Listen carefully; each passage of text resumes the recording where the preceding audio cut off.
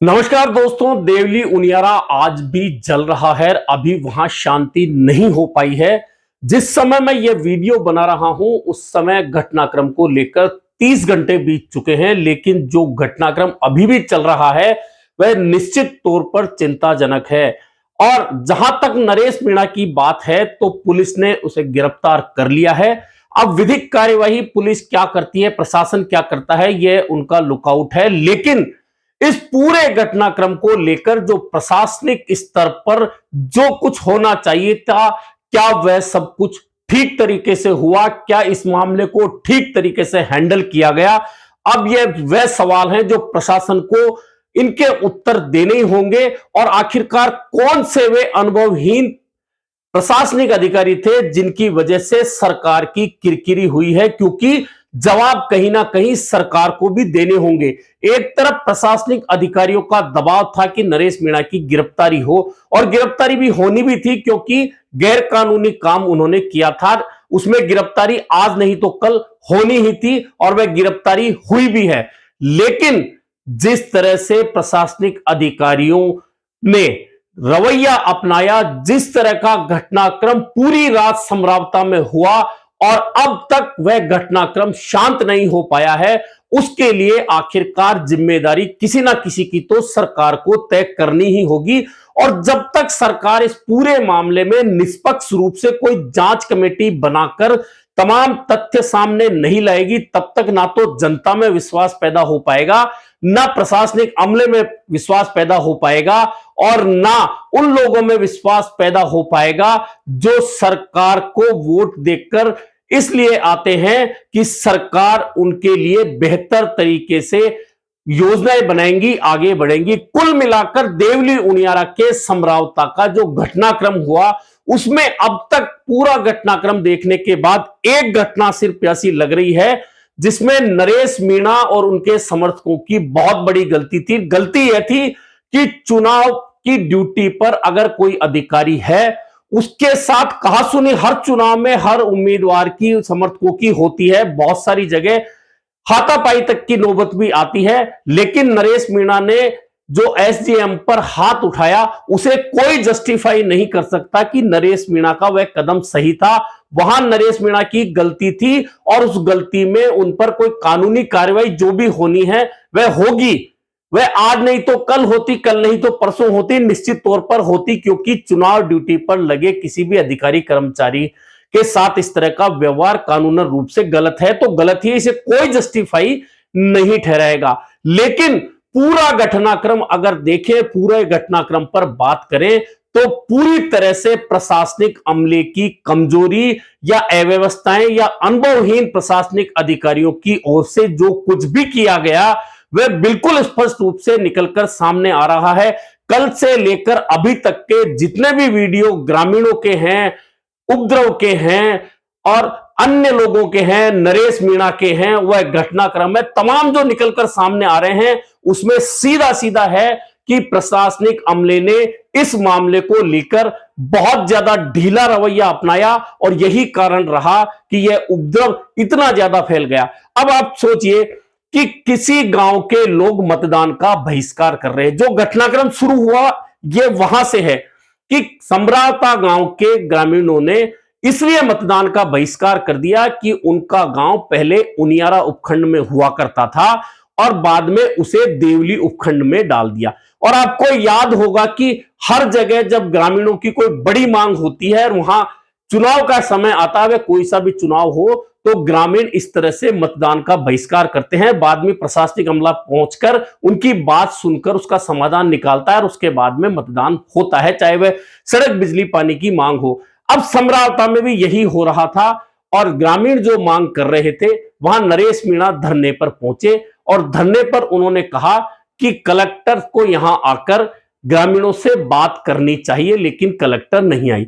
ठीक है, हो सकता है जिलाधीश है, कहीं ना कहीं व्यस्त हो सकती हैं, तो क्या एडीएम आकर ग्रामीणों से बात नहीं कर सकते थे? और करना क्या था, ग्रामीणों से बात करने के साथ ही खाली इतना आश्वासन देना था कि आपकी बात सुनी जाएगी, सरकार तक पहुंचाई जाएगी और जो भी समाधान हो सकेगा वह निकल सकेगा। यह तो उस मांग का समाधान निकल सकता था जो ग्रामीण कर रहे थे। पहली गलती तो प्रशासन की यह रही कि जिलाधीश छोड़िए, कलेक्टर छोड़िए, एडीएम तक वहां नहीं आए। और उसके बाद जो घटनाक्रम नरेश मीणा उनके समर्थक बता रहे हैं कि जो एसडीएम वहां अमित चौधरी जो ड्यूटी पर थे, उन्होंने जबरन आंगनबाड़ी कार्यकर्ता और उनके टीचर पति को जबरन बुलाकर वोट डलवाने का प्रयास किया, जबकि पूरा गांव बहिष्कार करा था। उस महिला का वीडियो भी सामने आया जिसमें वह कह रही है कि हम वोट डालना नहीं चाहते थे और हम किसानों के साथ थे, लेकिन एसडीएम हमसे जबरन वोट डला रहे थे। यही बात बिगड़ी और जब गुस्से में नरेश मीणा वहां पहुंचे, उन्होंने एसडीएम को थप्पड़ मार दिया।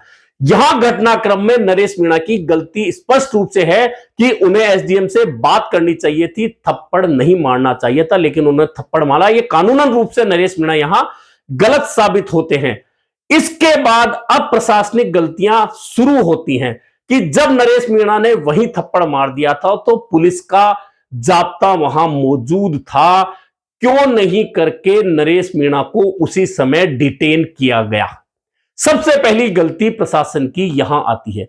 उसके बाद नरेश मीणा फिर पहुंच जाते हैं धरना स्थल पर और धरना स्थल पर वे आह्वान करते हैं अपने तमाम समर्थकों का कि मतदान आप करिए, सबसे जमकर मतदान कराइए और मतदान समाप्त होने के बाद यहीं पर धरना देंगे, सब लोग जेली लाठी लेकर वहां आ जाइए। उससे लेकर शाम के मतदान तक पुलिस प्रशासन तमाशाई बना रहा, पूरा प्रशासनिक अमला तमाशाई बना रहा। आखिरकार क्यों कर उन्होंने इस आह्वान के बाद भी नरेश मीणा को डिटेन नहीं किया और शाम को जब वहां भीड़ बढ़ गई, उसके बाद पुलिस ने गांव को घेर लिया। और अब तक तो जो घटनाक्रम अचानक हुआ उसमें लग रहा था कि नरेश मीणा समर्थकों ने उपद्रव किया और गाड़ियों में आग लगा दी। रात भर उपद्रव चलता रहा। पुलिस और नरेश मीणा समर्थक और गांव वालों के बीच में लाठी भाटा जंग होती रही, गोलियां भी चली, आंसू गैस के गोले भी छोड़े गए। और इस बीच में आया कि नरेश मीणा को हिरासत में ले लिया गया, लेकिन वे छूटकर फरार हो गए। उसको लेकर भी बहुत सारी अलग अलग तरह की खबरें चलती रही, लेकिन नरेश मीणा को बचाकर उनके साथी ले गए और रात भर आगजनी की खबरें लगातार वायरल होती रही, वीडियो आते रहे। अब इसमें कौन जिम्मेदार था यह, क्योंकि रात के अंधेरे तक कुछ भागते हुए लोगों ने वीडियो बनाए, कुछ अंधेरे में वीडियो बनाए, इस तरह के वीडियो लगातार सोशल मीडिया पर वायरल होते रहे। लेकिन जब सुबह हुई तो उस काली रात का सच सामने आने लगा, जब मीडिया वहां पहुंचा और मीडिया के सामने ग्रामीणों ने सच्चाई बताना शुरू किया। कुछ नहीं किया है, जनता ने कुछ नहीं किया है। पुलिस प्रशासन ने तोड़फोड़ की है, पुलिस प्रशासन ने मार, ये इंसान था इसका जबरदस्ती बोल दिया है। ये बोलता भी नहीं है, विकलांग है। थोड़ा दूर से ले लो फोटो, जबरदस्ती पकड़ के, जबरदस्ती फोटो ले, जबरदस्ती बोलता नहीं है। के कारण उसके में चोटियां बोलता नहीं है। इसका फायदा उठाते हुए जो भिड़लो था उन्होंने जबरदस्ती बोर्ड से पोलिंग चालू करवा दी। सबसे पहले तो नरेश मीणा के फरार होने वाली कहानी खुद नरेश मीणा सामने आए और बताई कि मैं फरार नहीं हुआ, मैं घायल हो गया था, मुझे हिरासत में लिया गया था और टोक एसपी ने मुझे मारा, पुलिस वालों ने मुझे जीप में धक्का दे दिया। उसके बाद मेरे साथी और महिलाएं मुझे बचाकर खेतों में 5 किलोमीटर दूर ले गए। समझौता में दिया और आज हम फिर से फोर्स को जवाब देंगे, ईंट का जवाब पत्थर से देंगे। मैं आज फिर से कह रहा हूँ, मैंने जो एसडी में थप्पड़ मारी है उसका जुर्म स्वीकार मैं करता हूँ। उसके लिए मैं मुल्ज़िम बनने के लिए तैयार हूँ, लेकिन ना तो मैंने गिरफ्तारी से भागा, मैं गिरफ्तारी से नहीं भागा, मुझे पुलिस ने कोई गिरफ्तार नहीं किया था। पुलिस ने मुझे जीप में बिठा लिया था, लेकिन जीप पर हमला हुआ, लाठी बांटा हुआ तो पुलिस मुझे छोड़ के भाग गई थी। और उसके बाद उस जीप में जब चाहते थे कि मैं भी उस जीप में चल जाऊं, इसलिए मैं अकेला था, जीप में से निकला। मैंने उस जीप में एक ड्राइवर था, पुलिस वाला, उसको निकाला, उसको बचाया। उसके बाद उस जीप में आग लगी थी। उसके बाद सारा आपको पता है कैसे हमारे साथियों ने मोर्चा खोला, पुलिस को खदेड़ा, पुलिस को भगाया और उस पुलिस ने बाद में मिर्ची बम का और आंसू गैस का गोले फेंके। उससे हमारे सारे साथी, उनकी जो मिर्ची बम की आंखें बंद हो गई थी, बेहोशी कंडीशन में सारे लोग चले गए थे। उसके बाद भी हमारा एक भी बंदा डरा नहीं, हमारा एक भी बंदा कमजोर नहीं पड़ा। हमारे सारे युवा साथियों ने बहुत दमखम से अपना मोर्चा खोला है। मैं आपसे एक बार फिर निवेदन करना चाहता हूँ, 72 गुर्जर अपने अधिकारों के लिए शहीद हो गए थे। 72 गुर्जर अपने अधिकारों के लिए शहीद हो गए थे। एक भी गुर्जर ने ये नहीं कहा था कि कर्नल साहब ने हमें मरवा दिया। मैं चाहता हूँ मेरा समाज मर्द बने, मेरा समाज दिलेर बने, दमदार बने। अगर मेरे समाज पर कोई उंगली उठाएगा, आंख ऊंची करेगा, तो चाहे देश का प्रधानमंत्री हो, राजस्थान का मुख्यमंत्री हो, उसको जवाब उसी भाषा में दिया जाएगा। और अब मैं सामने आया हूं, मैं कहीं फरार नहीं हुआ था, मैं गिरफ्तारी देने आया हूं। लेकिन एसडीएम के खिलाफ जो फर्जी वोटिंग करा रहे थे, एफआईआर होनी चाहिए। यह मीडिया से नरेश मीणा ने बात की और यह बातचीत जब हो रही थी, उसी के साथ में नरेश मीणा को पुलिस ने अपनी गिरफ्तारी में ले लिया और उन्हें लेकर रवानगी हो गई। लेकिन इस रवानगी के बाद नरेश मीणा समर्थक भड़क गए और समरावता नहीं, हाईवे पर कई जगह टायर रखकर, झाड़ियां रखकर जाम लगा दिया गया और टोंक जिले में कई जगह इस तरह जाम लगाए जाने की खबर है। और नरेश मीणा समर्थक नहीं चाहते थे कि नरेश मीणा को पुलिस थाने लेकर जाए, ऐसे में वे रास्ता रोक रहे थे और कई जगह पथराव हुआ। उसके बाद में पुलिस ने भी नरेश मीणा समर्थकों को कई जगह से खदेड़ा। यह घटनाक्रम अभी तक जब मैं वीडियो चला रहा हूं तब तक लगातार जारी है। लेकिन इस बीच मीडिया ने जब ग्रामीणों से बात की तो एक दो नहीं 10 से ज्यादा लोगों ने, 10 से ज्यादा अलग अलग मीडिया कर्मियों को कहानी बताई और कहा कि रात में जो आगजनी हुई उसमें नरेश मीणा की कहीं कोई गलती नहीं थी, पूरी तरह से गलती प्रशासन की थी, पुलिस की थी और पुलिस ने ही आग लगाई। महिलाओं ने स्पष्ट रूप से कहा कि जब सब लोग खाना खाने बैठे थे और बार बार माइक से अनाउंसमेंट कराया जा रहा था, ऐसा वीडियो भी एक वायरल हो रहा है, लगातार अनाउंसमेंट हो रहा था कि खाना आ रहा है, आप सब लोग पंगत बना के बैठ जाइए कतार से। सब लोग बैठ गए थे।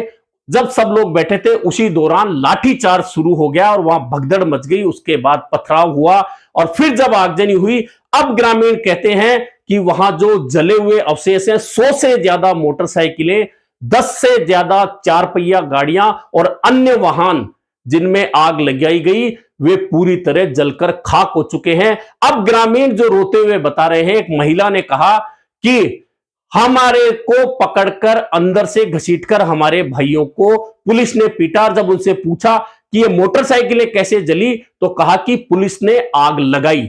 एक बुजुर्ग ने कहा, मैं बकरी लेकर अंदर बांधने जा रहा था, मुझे सिर पर पुलिस ने मारा और आग लगा दी।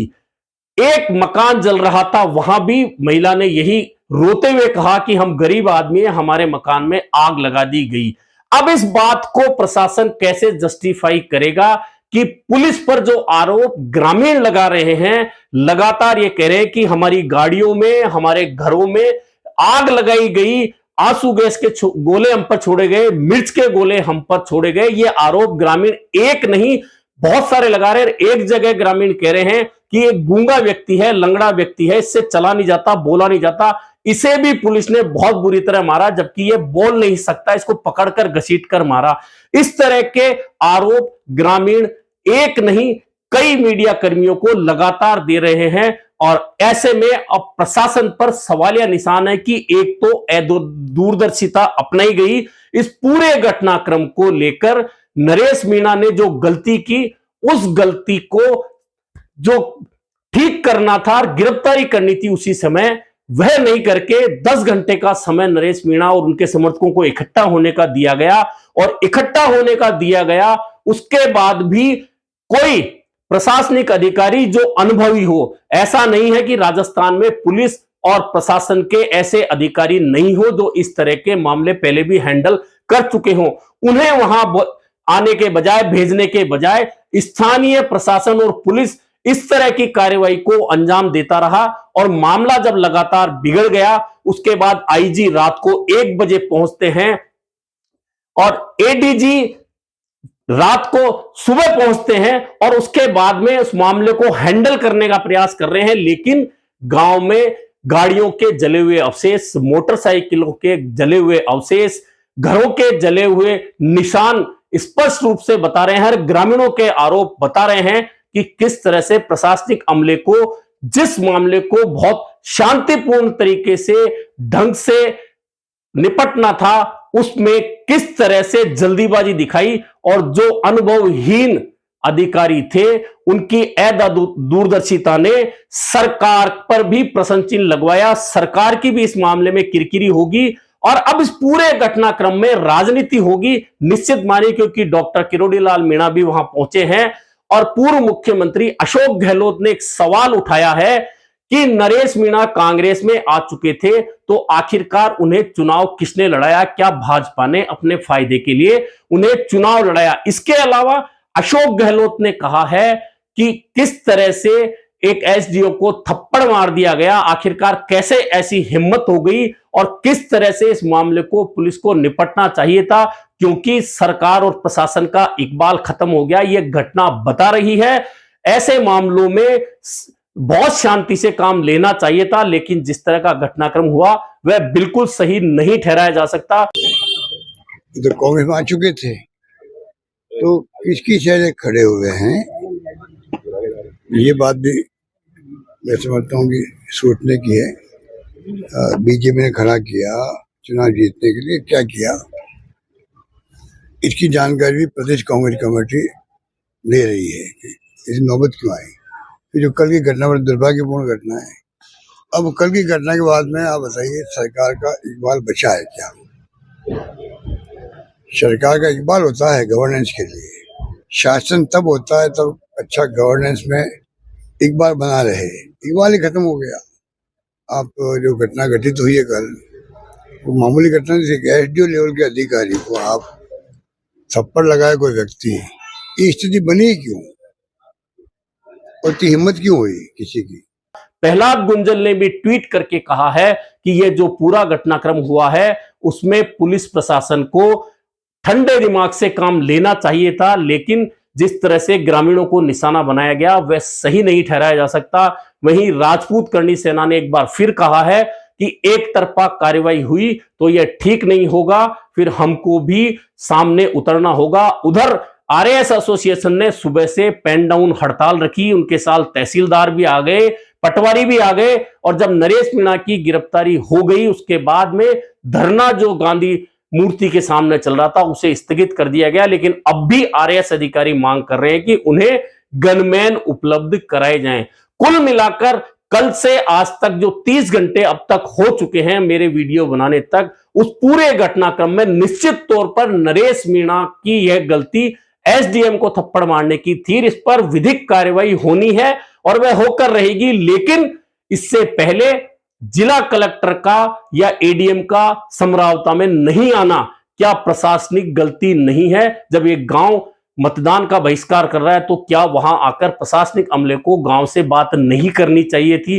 क्या उन्हें आश्वासन नहीं देना चाहिए था? जब नरेश मीणा ने यह घटनाक्रम अंजाम दे दिया तो क्या उन्हें उसी वक्त गिरफ्तार नहीं करना चाहिए था? और उस वक्त नहीं किया तो 10 घंटे लोगों को वहां इकट्ठा होने के लिए क्यों दिए गए? और जब लोग इकट्ठे हो गए, वे खाना खाने बैठे थे, तो क्या उस समय लाठीचार्ज किया जाना उचित कहा जा सकता है? उसके बाद अब जो ग्रामीण कह रहे हैं रात में जितनी आगजनी हुई उसमें पुलिस की भूमिका है, पुलिस ने आगजनी की है, यह सवालिया निशान में। ऐसे में अब सरकार को इस पूरे मामले की न्यायिक जांच या मजिस्ट्रेट की जांच करवाई जानी चाहिए, ऐसी मांग उठ रही है। और इस मांग के कारण सरकार को भी सोचना चाहिए कि जब तक सरकार इस पूरे मामले का सच सामने नहीं लाएगी तब तक सरकार पर सवालिया निशान लगेगा, विपक्ष को निशाना साधने का मौका मिलेगा। अब देखना यह है कि नरेश मीणा की गिरफ्तारी हो चुकी है, नरेश मीणा पर क्या विधिक कार्रवाई होती है, लेकिन इधर उनके समर्थक भड़के हुए हैं और वे लगातार अभी भी रास्ता रोकने का प्रयास कर रहे हैं। हालांकि राजनीति में कहीं भी हिंसा का स्थान नहीं है, यह सच है और हिंसा से बचा जाना चाहिए। लेकिन जब एक पक्ष हिंसा कर रहा है तो प्रशासनिक अमले को भी दूरदर्शिता के साथ में ऐसे मामले हैंडल करने चाहिए, जो नहीं हुआ समरावता के मामले में। आगे समरावता में किस तरह जल्दी शांति हो, किस तरह लोगों में अमन चैन कायम हो, सरकार और प्रशासन के प्रति विश्वास कायम हो, इसके प्रयास सबसे ज्यादा जरूरी हैं, जो होने चाहिए। अभी के लिए इतना ही, फिर मिलेंगे नए मुद्दे पर चर्चा के साथ।